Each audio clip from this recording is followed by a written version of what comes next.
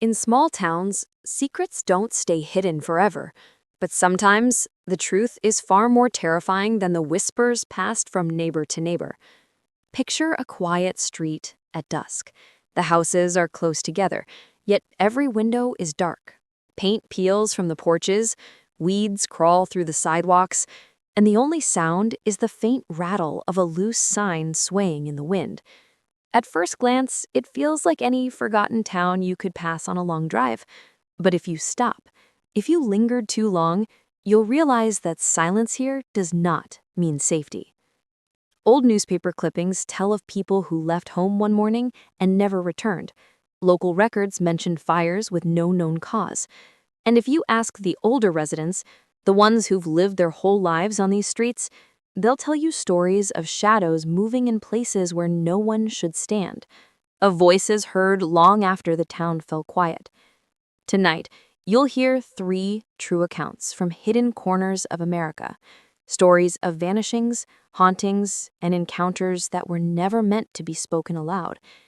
Each story comes from an ordinary town, a place where families built homes, where children played, and where life seemed safe until something came along that could never be explained. As you listen, I want you to ask yourself, which story chills you the most? Which town would you fear walking through alone at night? Watch until the very end and let us know in the comments, because one of these stories may sound eerily familiar to you.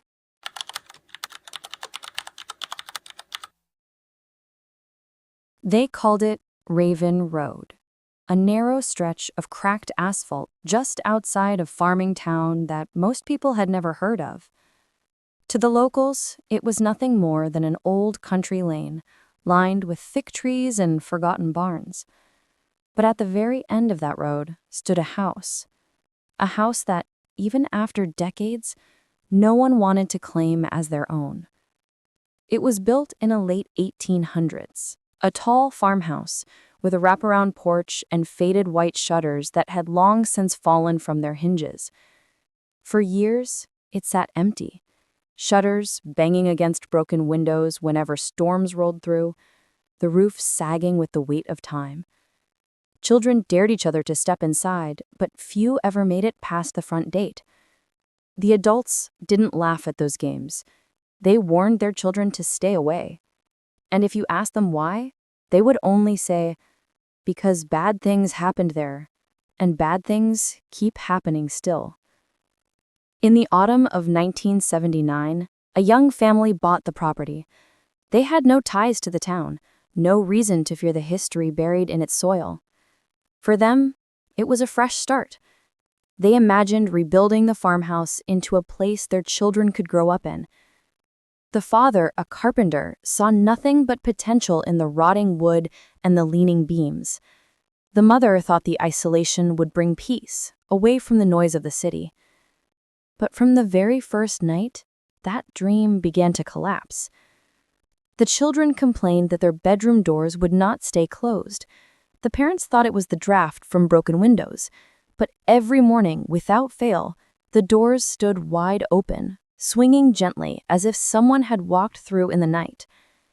The sound of footsteps echoed across the upstairs floorboards, even when the family sat together in the kitchen below. And at night, when the wind should have been howling through the fields, the house seemed to breathe. Neighbors noticed something too. They said the family rarely left their home, and when they did, they looked pale and restless, like people who had not slept in days. One neighbor recalled seeing the mother standing in the yard one evening staring at the windows upstairs. When he called out to her, she didn't answer. She only turned and walked back inside. He swore her face looked as though she had been crying for hours. Weeks later, the first real sign of danger appeared. A storm came over the town one night, lightning cutting across the fields. The father heard knocking at the door. 3 sharp, deliberate knocks that seemed too steady to be the wind. But when he opened it, no one was there. He checked the porch. Empty. He stepped into the yard. Still nothing. As he turned back, a sudden flash of lightning revealed something in the upstairs window. A figure, small, motionless, watching him. The father ran inside. The children were asleep. His wife swore she had been beside them the entire time, but when he returned to that same window, it was empty. The next morning, the family went into town and began asking questions. That was when they learned the truth. The house had once belonged to another family, nearly 50 years earlier. But one night, they vanished without a trace. Their belongings remained. Dinner plates were still set on the table, but the family themselves, gone. The only clue was a diary found in the upstairs bedroom, written by the daughter. Her last entry spoke of hearing someone whisper her name from the walls. The sheriff at the time closed the case without explanation. He told the town to leave the property alone, and they did, for decades, until the new family moved in. By now, the carpenter's wife refused to stay another night in the house. She begged him to leave, but he was determined to prove the town wrong, that there was nothing to fear. That night, he set up an old tape recorder in the upstairs hallway, determined to capture proof that the sounds were nothing more than wind. But what he found on that tape was something no one could explain. The recording began with silence, then the faint creak of footsteps, a door opening, and then a voice. A child's voice, whispering a single word. His name. The family fled the next morning. They left most of their belongings behind, never to return.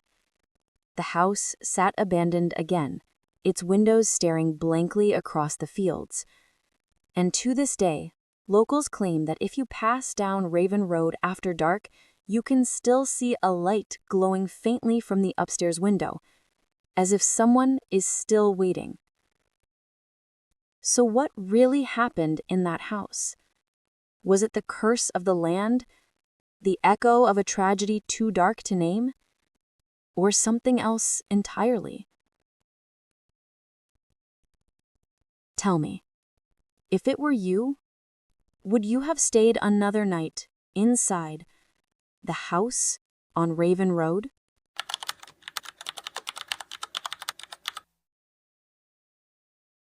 Miller's Creek was the kind of place most people wouldn't notice on a map. A faded little town built along the river where the factories had long since closed and the streets emptied after sundown. But if you asked anyone who lived there, they'd tell you the river wasn't the only thing that dried up. So did the laughter. So did the sense of safety. At the edge of the town sat the creek itself. Once it had been a popular spot, families fishing, children splashing in the shallow water. But by the 1990s, most people kept away. The water level dropped, the rocks turned black, and the air smelled of rust. Yet the strangest thing of all wasn't the way the creek looked, it was the way people talked about it. They whispered that Miller's Creek took things. The stories were always the same. A dog running too close to the water's edge, a teenager daring himself to cross it after dark, a fisherman who leaned just a little too far over the bank. They would vanish, leaving no splash, no sound, just silence, as if the creek had swallowed them whole. Most dismissed it as superstition, but in the summer of 1994, the town could no longer ignore the legend. That year, a group of 4 friends, high school seniors, met at the creek late one night. They were celebrating graduation, drinking cheap beer, and laughing about leaving the town behind. One of them, a boy named Jason, suggested they spend the night by the water. His friends hesitated. Everyone had heard the warnings, but laughter drowned out fear, and they agreed. They built a fire along the rocks and told each other stories. Hours later, the fire burned low. The night turned still, and one of them swore he saw movement in the water. At first, it looked like ripples. Then it became something else. A shape, dark and slow, shifting beneath the shallow surface. They stood in silence, staring. And then, without warning, one of the boys, Evan, stepped too close. He slipped, fell forward, and the water swallowed him. The others screamed. They rushed to the edge, expecting to see him thrashing in the current. But the creek was still, completely still. The water came barely past their ankles, yet Evan was gone. Panic set in. Jason and the others waded into the creek, searching, shouting his name. That's when the second boy vanished. A hand pulled at his leg, he cried out once, and then he too disappeared beneath the water that should have been far too shallow to hide anyone. The two remaining friends fled. One of them made it back to town, running barefoot, mud covering his clothes, his face pale with terror. The sheriff's deputies returned with him to the creek, but they found nothing. No bodies, no ripples, only the faint hiss of wind through the reeds. The survivor refused to say much about what happened. In his first statement, he claimed he had felt hands beneath the water, cold hands that grabbed his legs and tried to pull him down. He said the creek was filled with voices, whispering in the dark. After that night, he never spoke of it again. He left town before the summer ended and never came back. The search lasted weeks. Dozens of volunteers combed the banks, dragged the creek, and even drained parts of it. Not a single trace of the boys was found.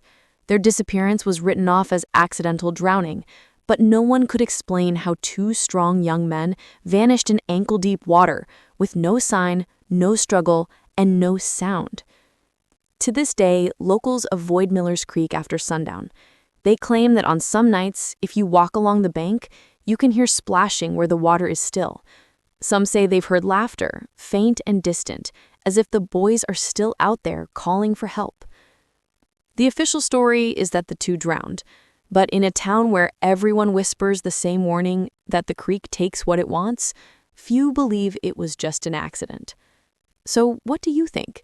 Was Miller's Creek nothing more than a tragic coincidence, or does the water hide something darker, waiting for anyone foolish enough to get too close?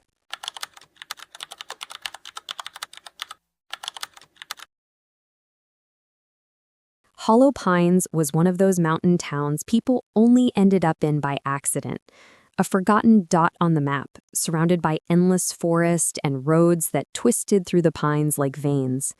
If you asked the locals, they would tell you Hollow Pines was quiet. Too quiet. The town had one gas station, a diner that never stayed open past 9, and a single roadside motel with peeling paint and a neon sign that flickered more often than it glowed. Most travelers passed through without stopping, but the few who did, the ones who checked into that motel after midnight, told a story that chilled even the locals. They all described the same figure, the same man. It always began the same way. A car breaks down on the mountain road, a family on a long drive pulls in for the night, a trucker decides he's too tired to keep going. They rent a room at the Hollow Pines Motel. And sometime in the early hours of the morning, they notice him. He stands outside the room, motionless, always in the same place, just beyond the glow of the buzzing light. A tall man in a dark coat, his face hard to see in the shadows. He doesn't move. He doesn't speak. He just waits.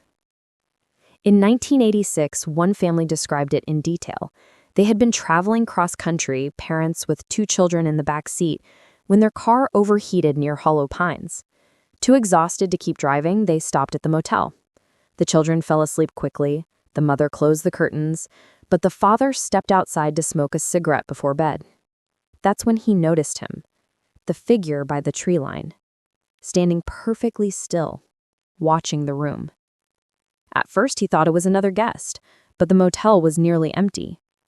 Hours passed, and every time he looked out the window, the man was still there. Same position, same silence. Around 3 a.m., the father finally went outside, determined to confront him. He walked across the parking lot, his footsteps crunching on the gravel. But as he got closer, the man seemed to fade. His outline grew less distinct, and by the time he reached the spot, there was nothing. No footprints in the dirt, no sign anyone had been there at all. The next morning, shaken, the family spoke to the motel owner, and the old man behind the counter didn't look surprised. He only said, "You're not the first to see him." Then he lowered his voice and added, "And you won't be the last." For decades, the story repeated itself. Travelers would report the same man, same coat, same silence. Some swore he followed them down the hallways of the motel, his footsteps echoing just behind them. Others said they saw his reflection in the mirror, standing inside the room with them, even though the space was empty. The sheriff's office dismissed it as stress, fatigue, or imagination, but the locals told another story. They said the man had once lived in Hollow Pines, long before the highway was built. He had been a drifter, a stranger who came into town and never left. One night in the 1950s, he was found dead on the road outside the motel, his body mangled in an accident no one could explain. Since then, he's been waiting, watching, standing outside the rooms of anyone unlucky enough to spend a night in Hollow Pines. Even now, travelers who take the mountain road claim that if you stop at the motel after midnight, you'll see him. The figure by the trees, silent, waiting. So ask yourself, if you were that family, alone in that room, curtains drawn tight, and you saw a man watching from the shadows, would you open the door to see who he really was? Or would you pretend you hadn't seen him at all and pray that he wasn't waiting just outside? 3 small towns. 3 stories that refuse to be forgotten. On Raven Road, a house waits, its windows glowing faintly long after the families inside have fled. At Miller's Creek, the water still whispers, pulling down anything brave or foolish enough to stand too close. And in Hollow Pines, a stranger waits in the shadows, silent, patient, watching through glass no matter how tightly you close the curtains. What makes these stories so unsettling is not just the details, it's the truth that hides beneath them. Each one happened in a place where life should have been ordinary, where people built homes, raised children, and trusted that the nights would be safe. But in these small, forgotten towns, safety was an illusion, and the terror that remains is something no one has been able to explain. So now, I'll ask you, which story unsettled you the most? Was it the house at the end of Raven Road, where footsteps echo even in empty rooms? Was it the creek that swallows without a sound? Or the stranger who never seems to leave Hollow Pines? Tell us in the comments below. And if you've lived through something like this, if your town has its own hidden story, share it. Because sometimes the scariest stories are the ones told by those who survived them. And if you thought these stories were chilling, wait until next time when we uncover the secrets of an abandoned asylum with a history so disturbing, even the police refuse to go inside after dark. Until then, thank you for watching.